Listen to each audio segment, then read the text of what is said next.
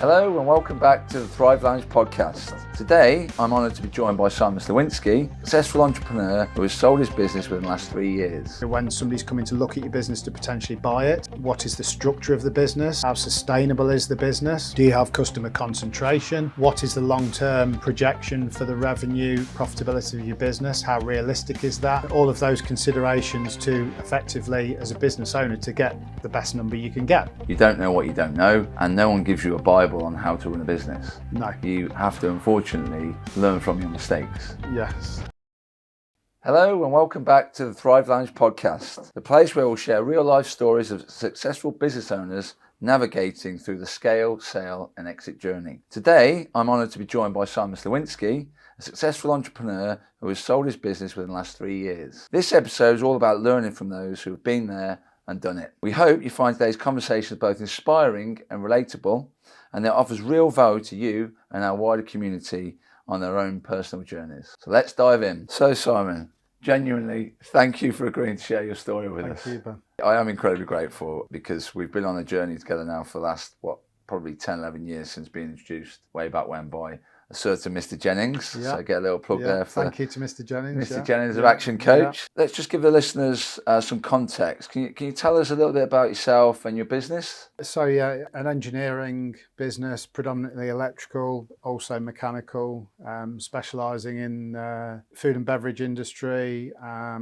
parcel, sortation and materials handling industry, employing skilled engineers deployed around the UK, into Europe as well as other parts of the world, depending on the demand from the customers. My father effectively started the business as a self-employed person. My mother joined the business to, as typically would happen with family-owned business. The demand effectively increased for my dad as a self-employed electrician at the time. He took on a couple of subcontractors to work with him to cope with the demand of the customers that he got. I joined my father, what was effectively an apprentice at the time at 16. But because the business at that time wasn't effectively employing anybody, he took me on as a subcontract person, which years ago was many years ago. You probably won't remember this, but there used to be a system called SC60 and 715 where you were a self-employed person. You did your own accounts, did your own tax returns, had some assistance from an accountant if required. But so I was at 16, I was SC60, so it meant I paid my tax monthly, but then had a rebate based on my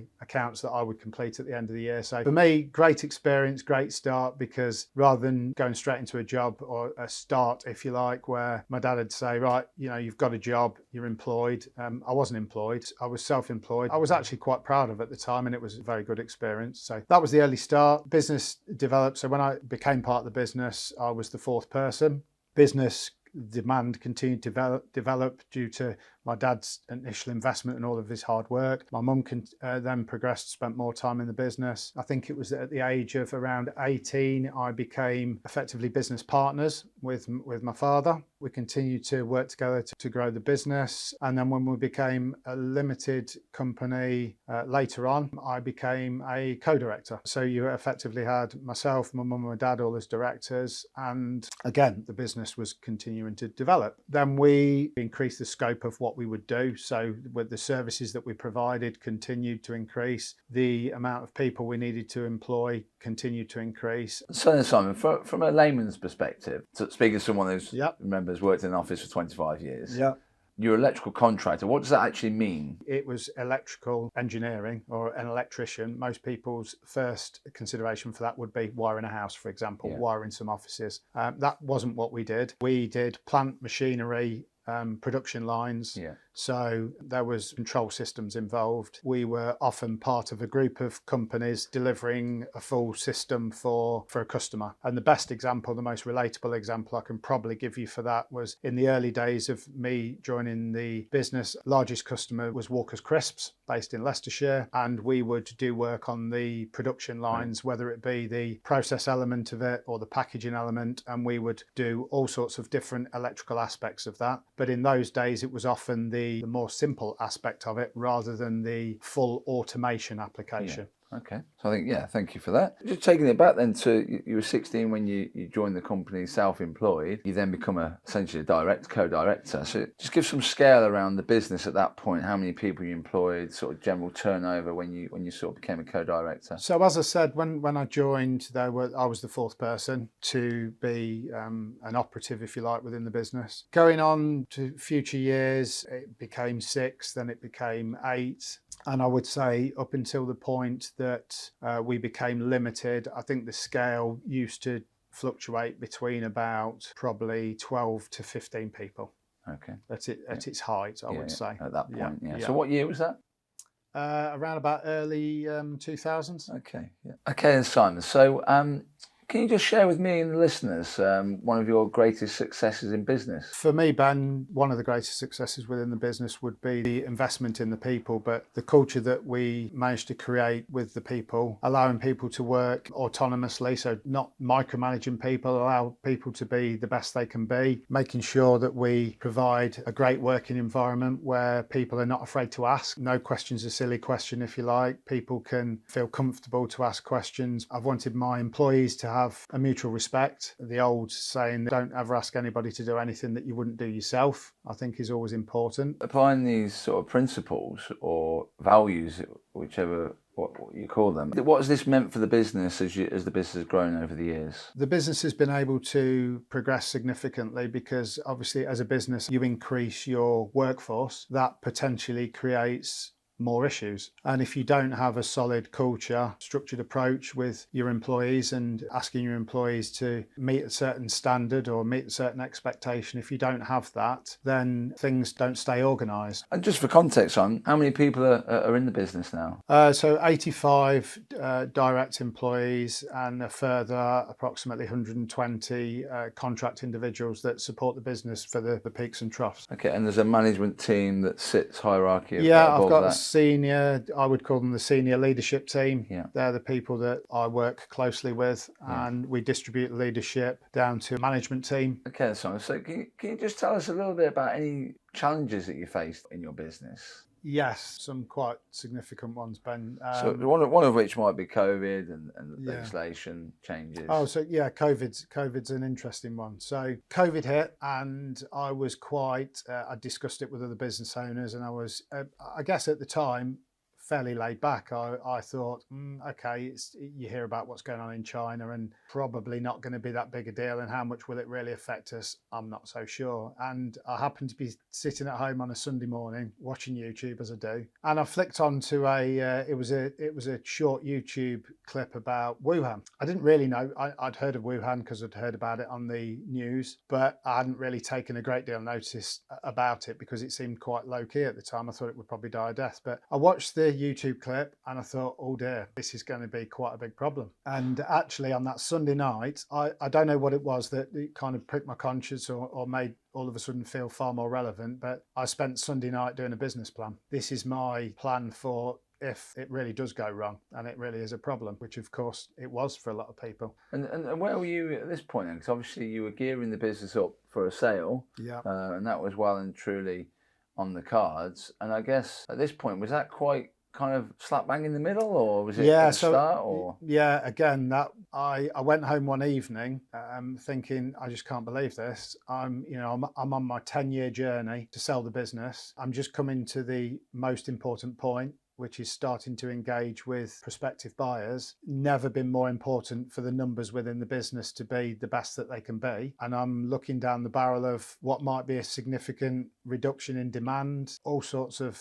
potential issues that COVID could bring. And at that stage, I really didn't realise how bad COVID was going to be. So continuing on the pathway of your business plan, how did that change then the direction of travel from the original sort of 10-year plan of trying to sell the business? Did it have much of an impact? Well, as we say, I was in the process of kicking off the sale of the business. then COVID comes along. I start to have a realization of how serious COVID may be. I do a mini business plan, if you like, which is my version of how do we as a business deal with COVID and manage COVID. And I present the following week, I present to the whole team, the senior team and the management team. I present to them my version of how do we save this business during COVID. And that was my proposition to everybody within the business at that time. Was we had a certain level of funds within our order book, if you like. I made a calculation that with no more work coming through the door, that would last us maybe 3-4 months. So my objective here was to make that order book last as long as possible, presuming no more work would come in because businesses would start to have temporary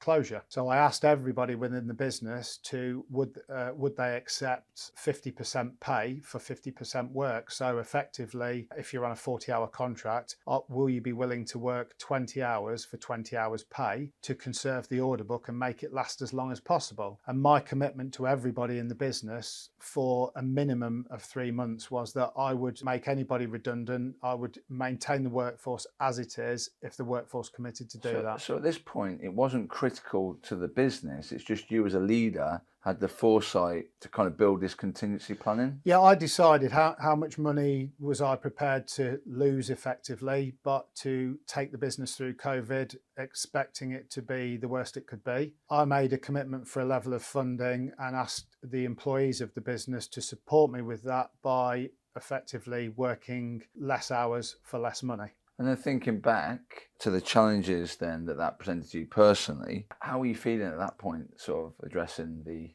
room? I felt like I was asking an awful lot of them because all of these people have got the majority of they've got families, they've got mortgages to pay, they've got bills to pay. But I'd made the decision that the right approach was to conserve the team or keep the team together and come out of the end of this and be able to resurrect the business, if you like, if we had this worst case scenario. To a certain extent, you were, I guess, setting expectations, wasn't you, of what was perhaps going to... Yeah, I was setting it. I was kind of drawing a line in the sand, saying to everybody, this is my commitment, this is what we're going to do as a business. We all need to take a bit of the pain for us to all come out on top at the end of it, not knowing really how long this was going to be around for. My initial business plan was a 3-month plan.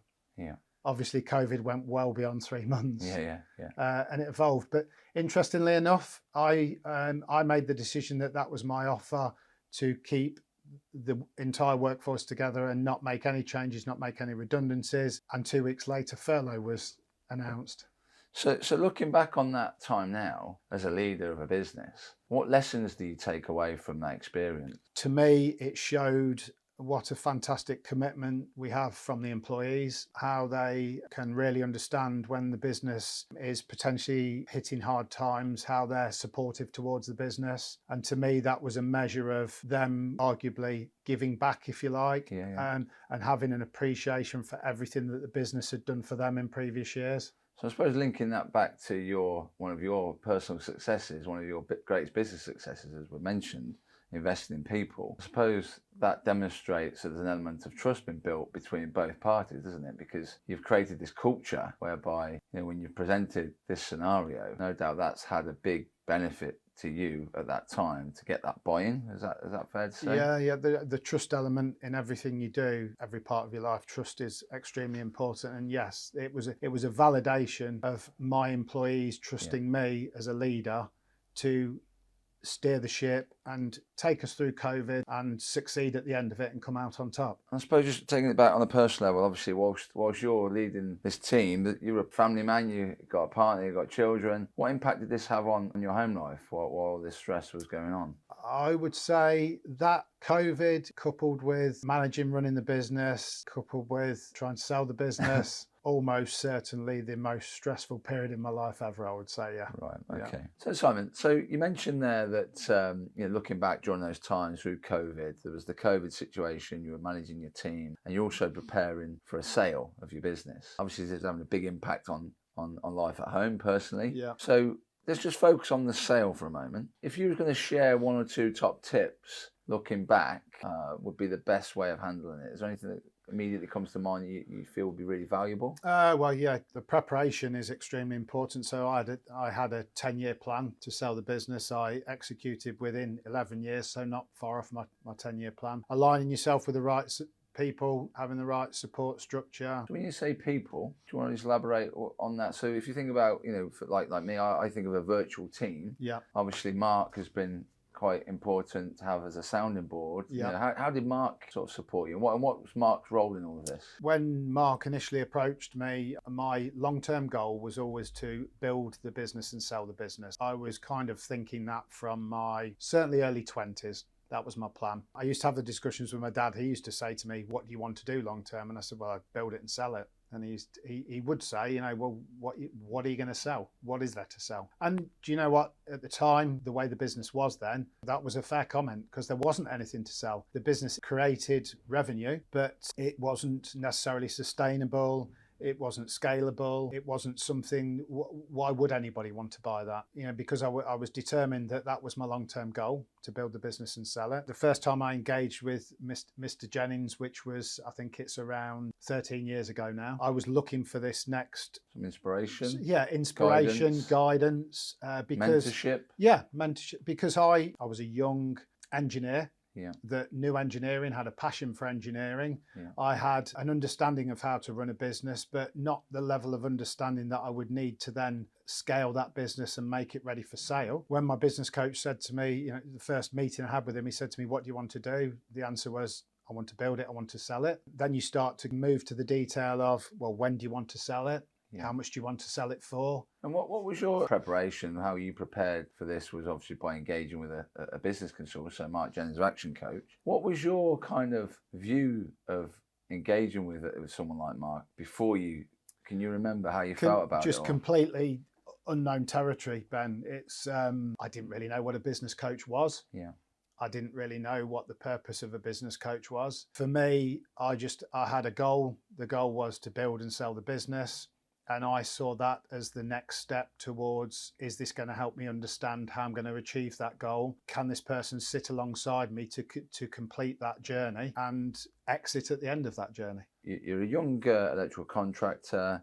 You're a leader now of your team and leading the business during COVID. Throughout this process, you've had Mark alongside you, working with a business coach as a mentor that you can bounce off to get good advice from. What was the one thing then that made that kind of decision that made you want to go and engage with someone like Mark, or engage whoever that Mark may be to other people? When was the decisive moment that you realised that you had to engage, or it would be advisable or could be beneficial to engage with a business coach? I'll tell you, yeah, I can tell you exactly what happened. I had a call from a guy who presented himself as a business coach, Mr. Jennings, and he said to me, I own my own business now, I'm a business coach. Would you be interested? And I said, do you know what? Well, so I thought to myself, do you know what? I don't really understand exactly what that is, but one thing I do know is I need some help on this journey. I've surrounded myself with great people. I'm going to continue to do that, but I need some help outside of that sphere of influence, if you like, to be able to develop personally beyond that and take the business to the point that it's ready for sale. Okay, so I suppose like anything, isn't it? If you come from a sporting background, you have sporting interests, to get better at something, you generally engage with a coach exactly, or a mentor, don't you? Yes. But in business, yeah, it's something that we sometimes overlook. Yeah. And I'm sure you can agree with this. In business, I'm running my own business for 13 years. You don't know what you don't know. And no one gives you a Bible on how to run a business. No. You have to, unfortunately, learn from your mistakes. Yes. Yeah. And that can be painful sometimes, but equally it can be amazingly satisfying. So thank you for sharing that. So interestingly, Simon, you mentioned there that when you kind of got appointed as a co-director within the family business, and you presented this option to your dad that you want to grow the business, scale it, sell it. Yeah. And interestingly, he said to you, well, what is it you're going to sell exactly? Give us some background on that and thoughts. So rightly so, really. His kind of his view was, well, what is there to sell? And he was right.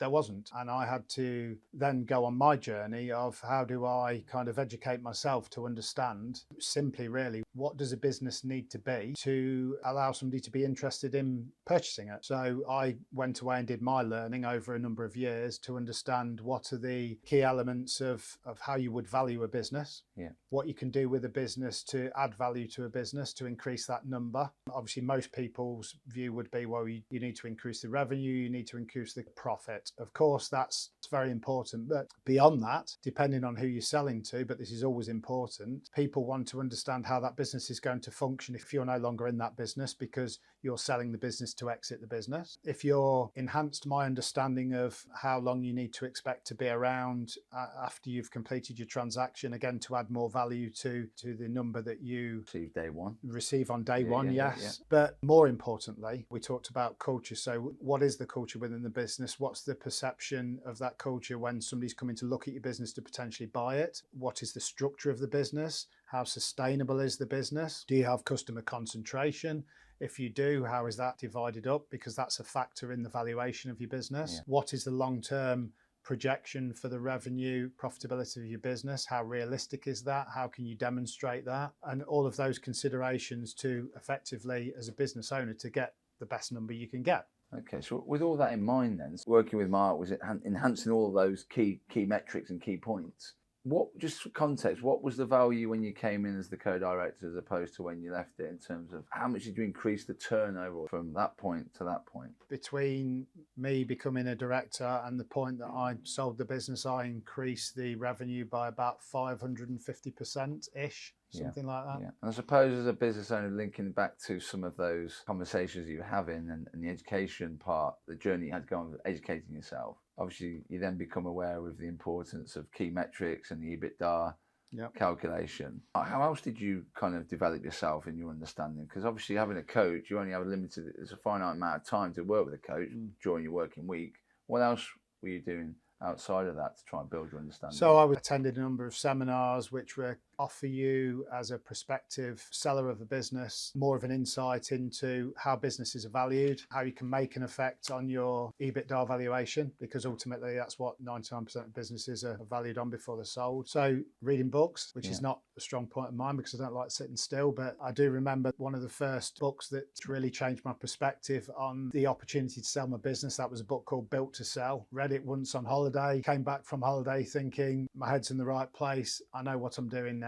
I'm going to do this. Yeah. So if you go through this process again, what advice would you give yourself if you start the journey again? Be prepared to work very hard. If it's 7 days a week, that's what you need to do. Whatever hours you need to do. Surround yourself with great people that are more capable than you. You need to elevate yourself, elevate your position as a leader, so that you can, you're steering the ship, you're guiding these people. Surround yourself with the right professionals. Financial advice, such as yourself, Ben. We've talked about coaching, so ensure you've got a business coach. That's extremely important. Yeah, so building like a virtual team then, really, of experts, of people that can sit around you. Surrounding yourself with great people is a key to being successful. I try and help clients visualize that they should be they're on this journey, thinking about creating a virtual board of experts. So like you said there, coaches, legal specialists, financial advisors, and maybe some tax advisors, whatever is needed. I believe you should have those people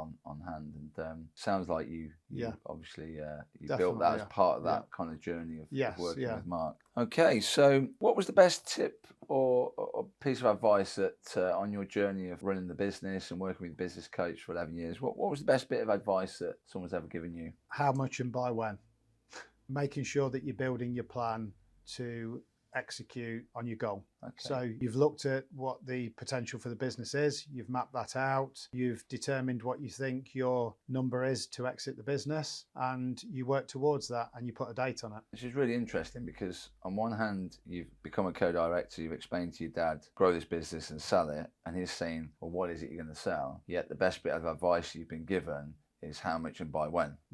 And that's a completely different mindset, isn't it? Yeah, you definitely. I mean, in fact, you look at the journey and you look at the learning that I've had to go through for this journey. Yeah, it still takes me back to what would have been one of the early discussions that I had, let's say even 11 years ago, and it would have been how much by when. That's setting your goal. That's you understanding what is the number that you need to exit your business, and also as a business owner, the realization that you don't run a business to be an employee. You run a business and you build a business to exit that business. So making yourself unemployed and making yourself redundant. You're working towards making yourself redundant. You are, yeah, because you're not investing in a business to be an employee of that business. Some people do build a business and they don't necessarily want to exit that business, and that's fine if that's not what you want to do. But if you do want to do that, staying within the business is you're effectively an employee. Thank you so much, Simon, for today. Thank you for sharing this incredible journey with us. It's been truly inspiring.